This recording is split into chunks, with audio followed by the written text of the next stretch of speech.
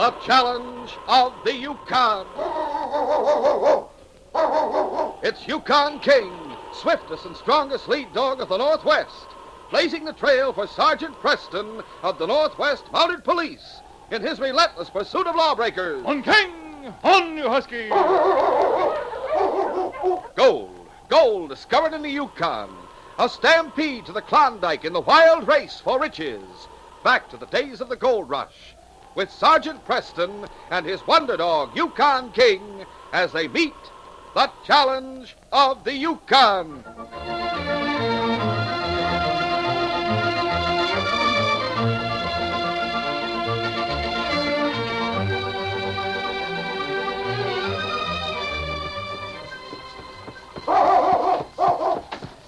It was King's barking that called the sergeant's attention to the young Indian lying beside the trail. He stopped the team at once. Oh, no! Oh, you husky! Oh! It's Kalak, the chief's son. Sergeant. What's the matter? Got pain. You're ill. We're not far from town. I'll get you to the doctor's fast. No, I can't walk. That's all right. I'll carry you to the sled.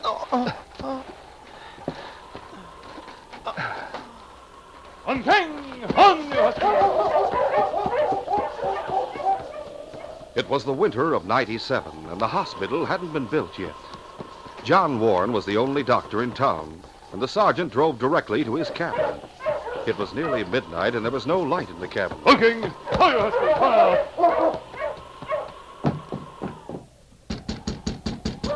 But the door opened almost at once in response to the sergeant's knock. Sergeant Preston. I have a patient for you, Doctor. Oh, bring him in. I'll light the lamp. All right.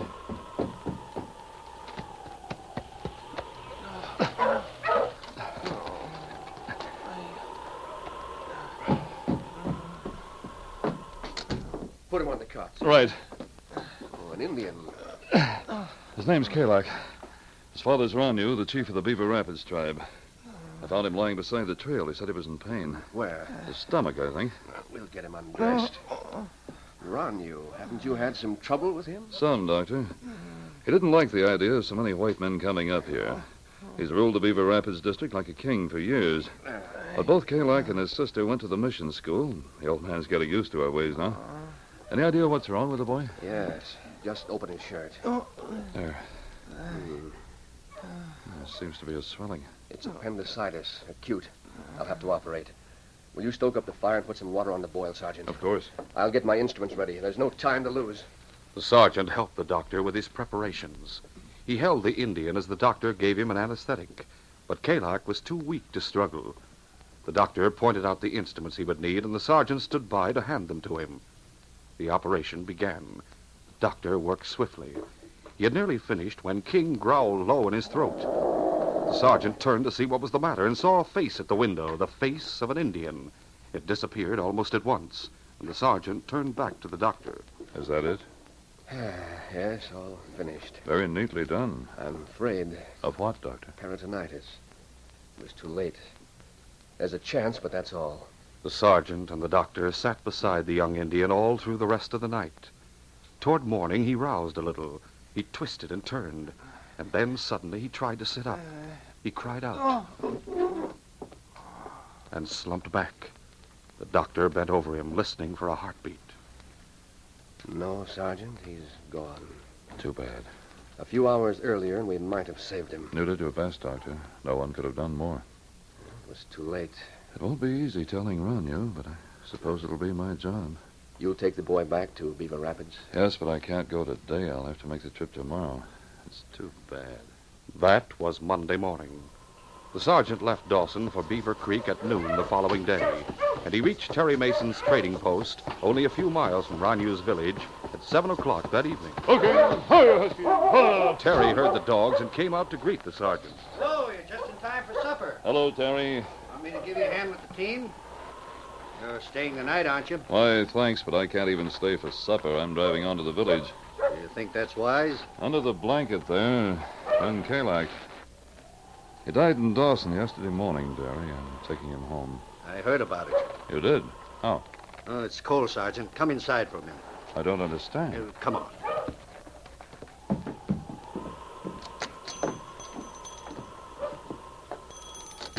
How did you hear about Kalak's death? A Meerkat, that ornery brother-in-law of the chief's. He was in Dawson when Kalak died. He stopped here this morning on his way back to the village. Oh, then I won't have to break the news to Ronyo after all. No, but you'll have to explain. What had Kalak done that you had to kill him? Kill him?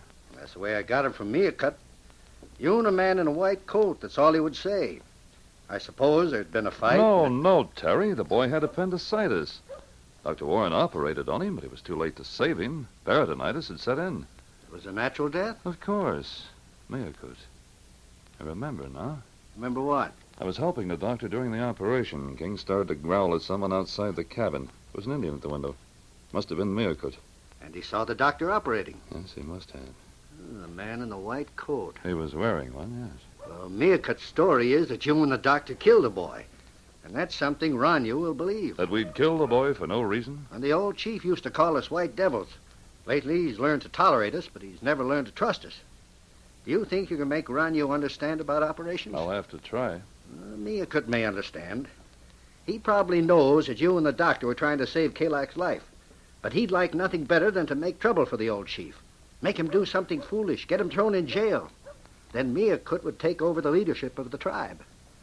Sergeant, my advice to you is not to go near the village. I must. An eye for an eye and a tooth for a tooth. That's the old law for Ronyo. He may kill you, Sergeant. Or try it anyway. There's one chance of making him understand. How? To his daughter, Tina. I don't know. He might listen to her. She's still at the village, isn't she? I suppose so. I haven't seen her lately. She worked in the hospital when she was going to school at Whitehorse. I'll be on my way, Terry.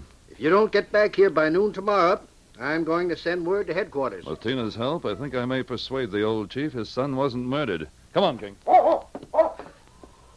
It was less than an hour's trip from the post to the village. The sergeant traveled along the frozen surface of Beaver Creek as far as the rapids. Then it was necessary to take the trail through the forest. The Indian drums throbbed louder and louder as he neared the village. When the team emerged from the forest, the sergeant could see a great fire in front of the chief's lodge. The young men of the tribe were dancing around it. War dance. On, King! The sergeant called on King for more speed, and a few minutes later he drove into the circle of light cast by the great fire. The dance broke up at once. The braves crowded around him, but the sergeant paid no attention to them. King! Hold He turned to Ronyo. Ronyo, I have brought your son home. He is dead. He is with Manitou.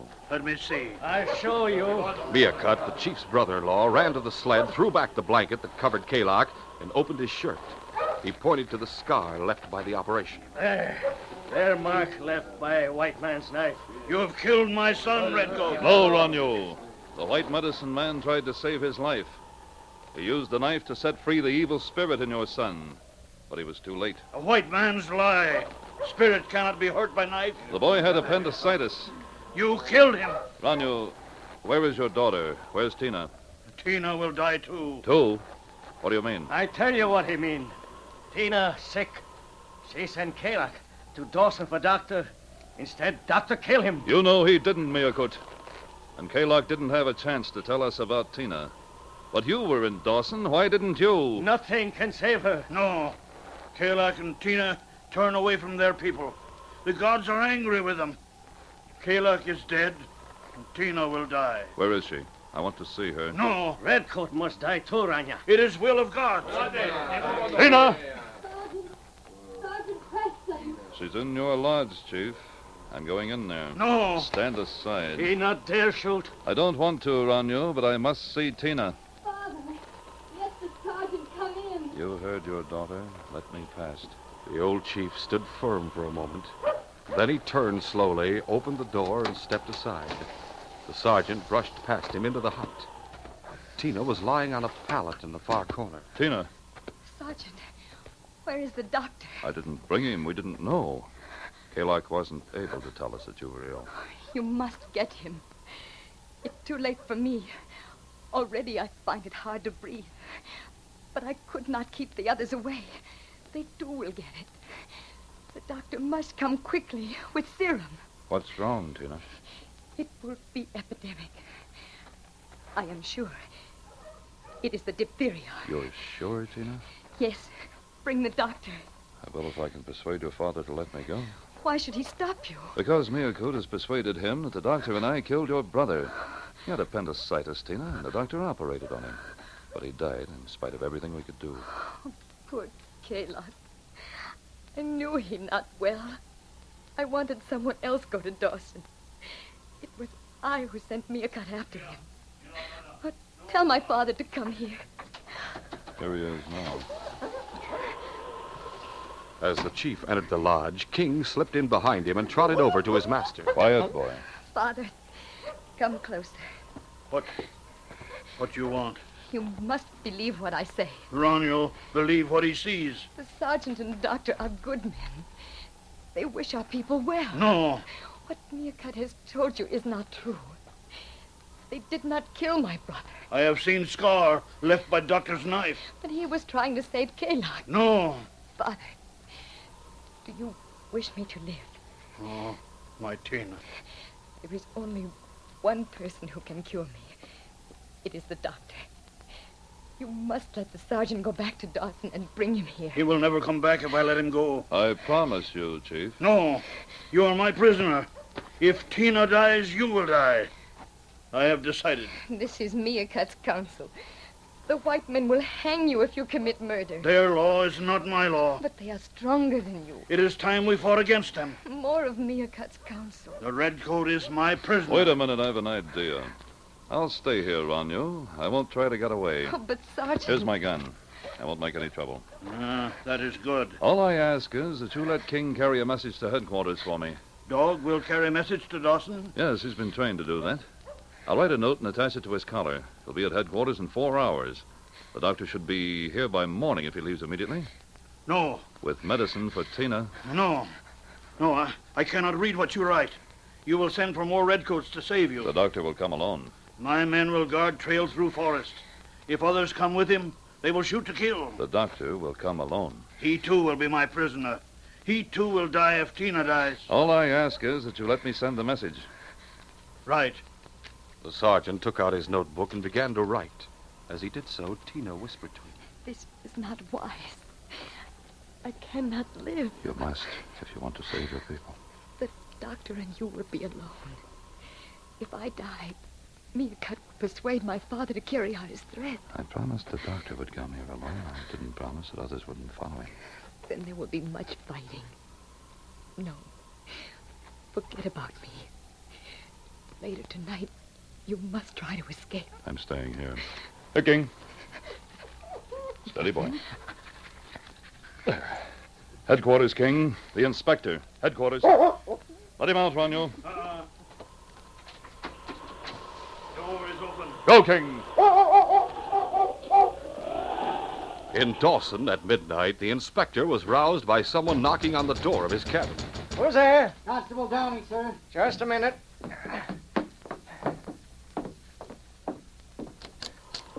Oh, is that King? Yes, sir. Come in. The sergeant sent him with a message. Here it is, sir. Have you read this? Just the first page. I saw it was urgent, sir. Quite right. I'll go and see the doctor at once. Now, don't worry, King. The sergeant will get some action. 10 minutes later, the inspector was reading the sergeant's message to Dr. Warren. So Ronyo believes that the doctor and I committed murder.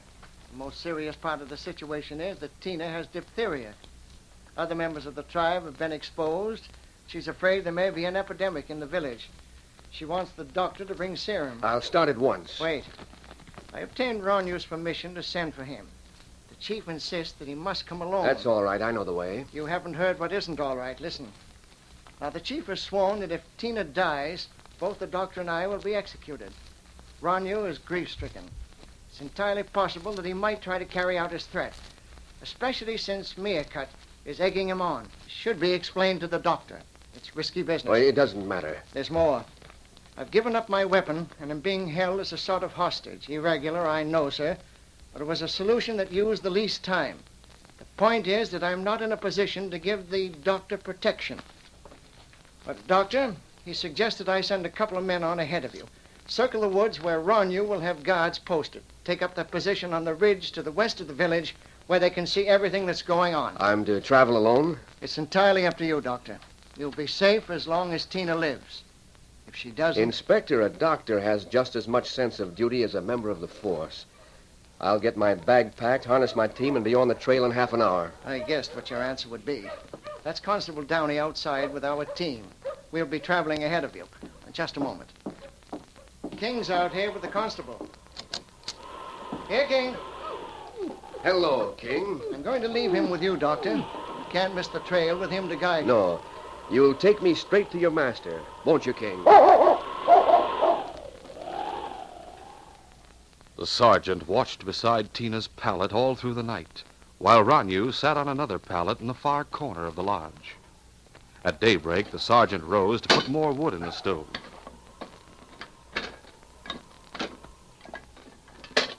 As he closed the door, he noticed that the chief's head had fallen forward on his chest. Thinking he was asleep, he walked over to put a blanket around his shoulders. There was something about his breathing that made the sergeant put his hand to the chief's forehead. It was very hot. Fever. Gently, he eased him back on the pallet and covered him well with blankets. What is the matter, Sergeant? Your father's ill, Tina. I was afraid. The doctor will be here soon. It will be too late for me. Don't say that. The membrane is forming in the throat. But soon I will not be able to breathe. Isn't there something I can do? Yes, if you have great courage. Anything, Tina. There is a bundle of goose quills on the shelf. Select one of them, the strongest one. Strip it of the feathers. Cut it to a length so long. Oh, I think I understand. The sergeant found the quills and prepared one as he had been instructed. He showed it to Tina. It is good. See? It is a tube. A tube such as the doctors use. Tina. In diphtheria, the membrane forms in the throat. It is impossible to breathe. Doctors... You don't have to explain. I've seen the operation performed. It's called a tracheotomy. You have small knife, very sharp. Yes, but I'm not a surgeon, Tina. It's a very simple operation. To insert the tube. That is all. I have seen a nurse do it. One does not have to be a doctor. The doctor should be here very soon. How soon? Go and see. Is he coming now? The sergeant went to the door and looked out. The Indians were seated in a great circle around the campfire, every face turned toward him. He looked toward the east, toward the forest. There was no sign of Dr. Warren. He closed the door. No, not yet. I cannot wait. If you will not do it, I must do it myself before it is too late. You can't do it yourself. Then please, Very well, Tina. I'll have to sterilize the quill. please hurry. The sergeant made his preparations for the operation, watching the terrible effort Tina was making to breathe. He had no choice. He must go through with it. And it was a simple operation for a doctor. He listened, hoping to hear the sound of a dog team. There was only silence outside. At last he was ready, and he knelt beside Tina. And then he suddenly realized Ranyu was sitting up, and there was a gun in his hand. You murder Kalak. Now you kill Tina. No, Father. Ranyu, Tina's asked me to do this. It's her only chance. Do not stop him, Father. If you kill her, I shoot. All right, Chief. The sergeant turned once more to his task. He closed his eyes for a moment, a silent prayer welling in his heart. And then he went to work. His hands seemed to have acquired an independence of his brain. It seemed to him that some other force was directing their movements, and that he was watching them from a great distance. But the movements were swift and sure, and in a matter of seconds, the operation had been completed.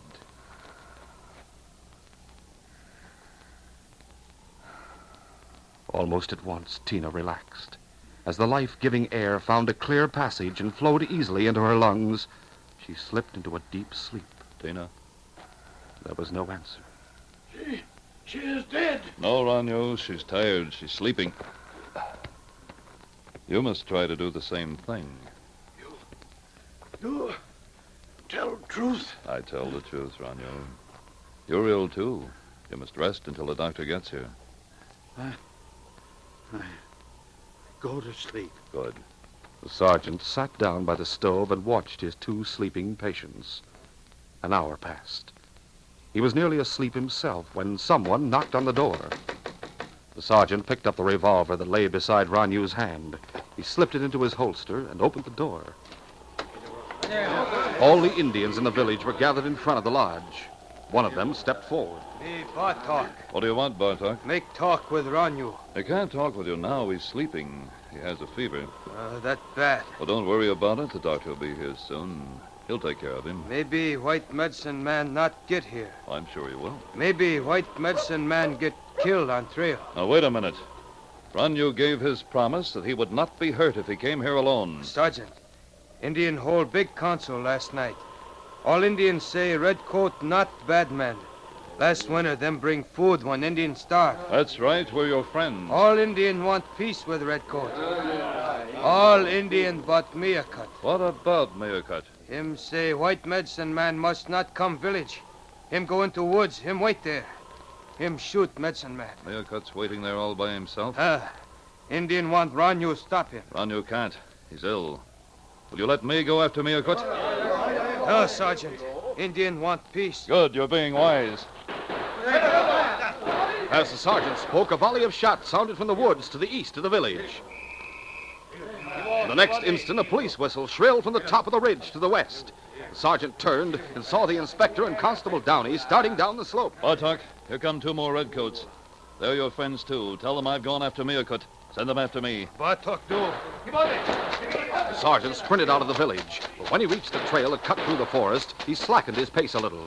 The firing still continued, and it seemed to be coming from both sides of the trail. Two guns, anyway. That means the doctor's still defending himself. Suddenly, there was a rustling in the underbrush to the left. The sergeant stopped his gun ready, but a moment later, King burst into view. King, old boy. Go on, boy. Lead me to the doctor. King plunged back into the forest, the sergeant after him. A few minutes later, he saw the doctor crouched behind a huge pine. The sergeant dropped to the ground at the doctor's side. A warm reception. That's Meerkat. Is Tina dead? No. I thought when I heard that first shot... No, this is entirely Meerkat's idea. I'll give him a chance to surrender. Meerkat, drop your gun. You're under arrest in the name of the Crown. There's your answer. The inspector and Constable Downey will be coming along in a minute. As soon as you see them, warn them to take cover. Yes. What are you going to do? I'm going to cross the trail a little farther on, and I'll circle around behind Meerkat. Come on, King. After the sergeant crossed the trail, he started back toward Meerkat, but suddenly the shooting stopped. He's seen the inspector and Downey. He's trying to get away. Find him, King. King understood. They were tracking the man who had tried to ambush the doctor. The great dog led the way deeper into the forest. The sergeant followed him for 10 minutes, and then King crouched at the edge of a small clearing and growled. The sergeant waited with his gun ready. Someone was forcing his way through the underbrush on the far side of the clearing. It was Meerkat. He burst into the open, and the sergeant stepped out to meet him. Up with your hands. The Indian dropped to his knees. No, not shoot. I'll take your gun. Rania, command me shoot doctor. That's a lie. I heard his orders. I swear. You can do your swearing before a judge. Now get going. When Meerkat was marched into the village wearing handcuffs, the Indians broke into a cheer. The doctor went to work at once, examining both Tina and her father. You've performed a tracheotomy, Sergeant? Tina asked me to. She couldn't breathe. Don't apologize. Isn't it all right? She's breathing, isn't she? Hand me my case, please. I'm going to give them both a shot of serum. After Ranyu and Tina were cared for by the doctor, he examined the other members of the tribe.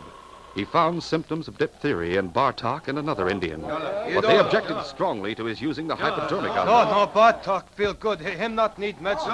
The doctor looked at the sergeant. Take off your coat and roll up your sleeve, Sergeant. You're going to give me a shot? You've been exposed more than anyone else, and I'm sure you'll set a good example. Yes, sir. The sergeant's example was all that was needed. The shots were given, and the doctor returned to his two critical patients. Late that afternoon, their condition improved, and the doctor allowed a suggestion from the sergeant to be carried out. The door of the lodge was opened. All the Indians were allowed to file past it. Tina and Ranyu smiled and waved at their people.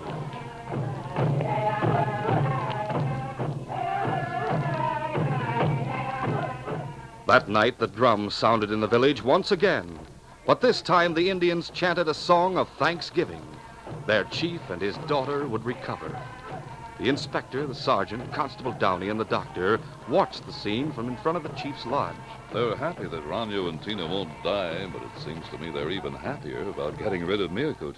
He's been a troublemaker for years. It'll be years before he bothers them again. You're charging him with attempted murder? That's right, Doctor. Good enough. Now, about this charge against the sergeant. Against me? This practicing medicine without a license. What about that? Do you want to make a complaint, Doctor? Well, I think I should. I can't have everybody performing tracheotomies or there wouldn't be any business for me. Is that what he did? That's just what he did, and a good one, too.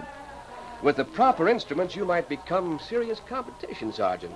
I really think Doctor, will you forgive me if I promise never to do it again? Yes, Sergeant, I will. Good. I release the patients into your care, Doctor. As far as I'm concerned, this case is closed.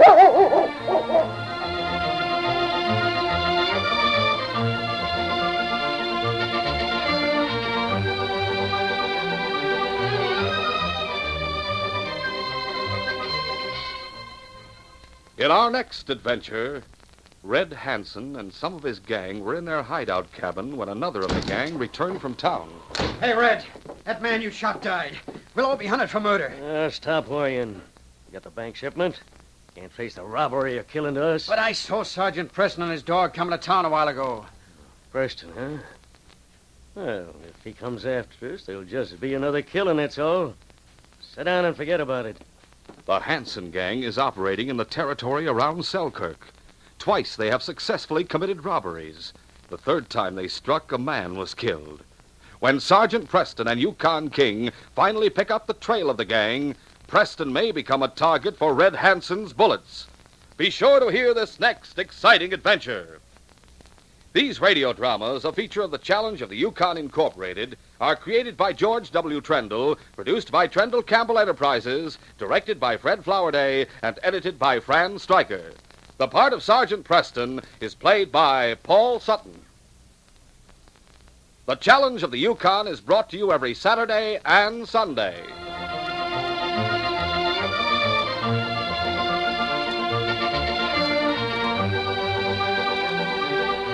This is J. Michael wishing you goodbye and good luck until our next adventure. This program came from Detroit. Today's most popular heroes of outdoor adventure are heard every weekday afternoon from 5 to 6 o'clock. Monday, Wednesday, and Friday, Mark Trail roams the wilderness, Clyde Beatty defies the beasts of the jungle, and Victor Borga entertains with 5 minutes of musical laughs. Tuesday and Thursday, there are the Indian hero Straight Arrow riding to uphold justice, Sky King zooming to supersonic action, and Bobby Benson, the cowboy kid, in tales of western daring. Listen to Mutual's Hour for Fun with Mark Trail, Clyde Beatty, Victor Borga, Straight Arrow, Sky King, and Bobby Benson over most of these stations every weekday afternoon. This is the Mutual Broadcasting System.